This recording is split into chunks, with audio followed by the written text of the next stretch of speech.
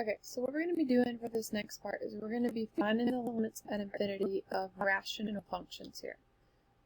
So I'm going to show you a shortcut way to do this first. This will help you check your answers, and then this will help you if they're on multiple choice. You can use the shortcut, but if they're on free response, you'll have to do the long way, the algebraic analysis.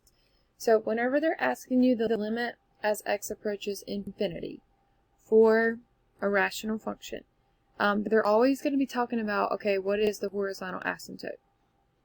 So if you remember how to find horizontal asymptotes, you are looking at the degree. So this degree here is just x to the first power, and this degree here is x squared. So we have a small degree over a big degree. Whenever you have a small degree over a big degree, you always have a horizontal asymptote at 0. So the answer to this limit should be 0. So when we get finished with this problem the long way, we should get an answer of 0. So if you look at the one to the right, so the limit as x approaches infinity, so that means the end behavior, so we can get the horizontal asymptote. So this has a degree of 2 over a degree of 2. So when they have the same degree, to get the horizontal asymptote, you would do the coefficient. So 2 over 1. So it has a horizontal asymptote at y equals 2. So when we finish this limit problem, the answer should be 2. And then for the last one down here, it doesn't matter if they're talking about positive or negative infinity, it's still the horizontal asymptote of a rational function. So we have a big degree over a small degree. So that means you have no horizontal asymptote. So we'll look and see what that answer is going to look like, but you're not going to have a horizontal asymptote. So if these are on multiple choice, you can use the shortcut. So if you have a rational function, so set up like a fraction here, they ask you the limit as x approaches infinity or negative infinity, so in other words the end behavior, it's always going to approach whatever the horizontal asymptote is. Okay, but on some free response questions, they may ask you to do the algebraic analysis to figure out what these answers are going to be. And see how it says on here, we're going to show our limit analysis, and then we're going to figure out what that means on the graph, which we've kind of already done, but we'll talk about that.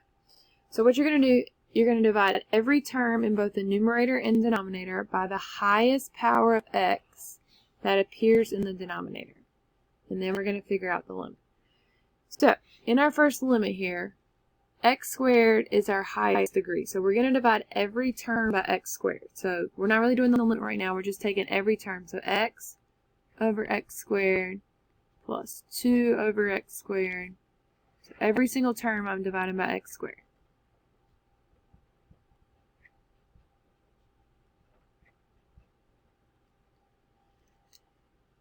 Okay, so this simplifies down. So let's just make one big fraction. So x over x squared just simplifies to 1 over x. 2 over x squared, there's nothing you can do. X squared over x squared gives you 1. 5x over x squared can be 5 over x. 6 over x squared, there's nothing you can do. So now I'm ready to find the limit as x approaches infinity. So what you're going to do once you have this split up is you're going to split this into little mini problems here, okay? So when they ask you for the limit as x approaches infinity, remember we're talking about horizontal asymptotes. This is really what we're going to use to get this. So because this has a small degree over a big degree, that will always give you a horizontal asymptote of 0. So this first little mini part here is going to be 0. 2 over x squared. Same thing. The limit as x approaches infinity will give you 0. Let me draw a picture just so you can see what's going on here. But when we have rational functions, if it's big over, or small over big, they're approaching that horizontal asymptote of 0. That's why we get 0 here. Okay, when you just have a 1, so think about if you had a constant graph of 1. No matter what, that graph's always going to be 1. So if you have one that's a constant, it's just going to be the constant. Small over big is always going to be 0. Small over big is always going to be 0. So we're going to end up with 0 in the numerator over 1 in the denominator, which is going to give us 0. Which is exactly what we said it should have been over here. So to do this algebraic analysis, you're dividing every single term by the highest degree in the denominator. Simplify it out, and then once you're doing this, you're doing individual problems here. And you're just looking for those horizontal asymptotes for those individual problems, and you get your final answer. So it does say, what does this result in? Well, graphically, this means we do have a horizontal asymptote at y equals 0, which we already stated there. Okay. Alright, so moving to the one next to it, we said the answer should be 2, but we're going to do it the algebraic analysis. So you're dividing everything by the highest degree in the denominator, so x squared. So each little term you're dividing by x squared.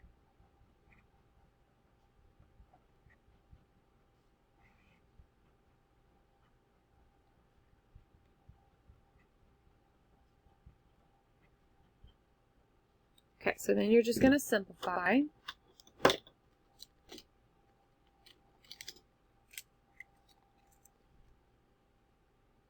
So we're just going to have 2 plus 7 over x plus 6 over x squared over 1 plus 5 over x plus 6 over x squared. And we can do the limit as x approaches infinity. Okay, so remember, each little part is an individual problem. So if it's just a constant, it's going to stay the constant. This is small over big, so that's 0. Small over big, that's 0. Constant's going to stay 1. Small over big gives us 0. Small over big gives us 0. So 2 over 1 does give us a value of 2, which is what we said it should have been. And graphically, we've already noted, but that tells us we do have a horizontal asymptote at y equals 2. Okay, so shortcut way, you're just looking for the horizontal asymptotes. If they ask you for the limit analysis, you have to do this, show this work here. So last one like this. So we said that this one should end up with no horizontal asymptotes. We'll have to see what that answer is going to look like. So according to the limit analysis, we're going to divide everything by the highest power. So we're dividing everything by x.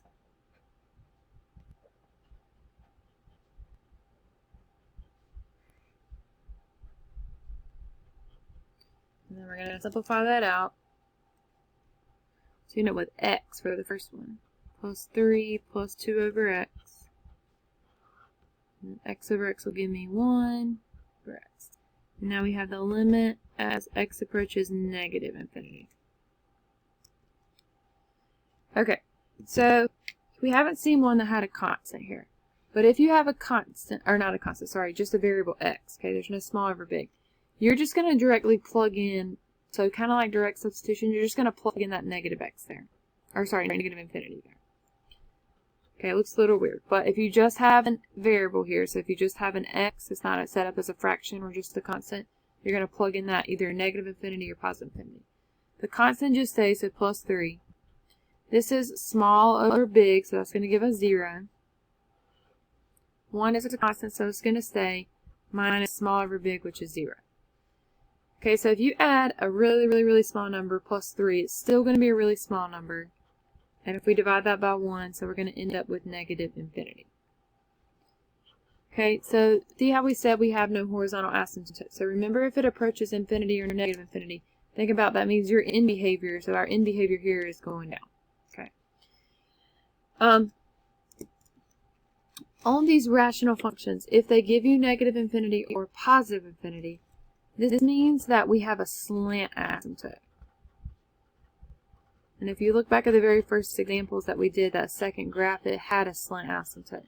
So we have some type of slant asymptote going on here, which is making that go towards that either positive infinity or negative infinity there.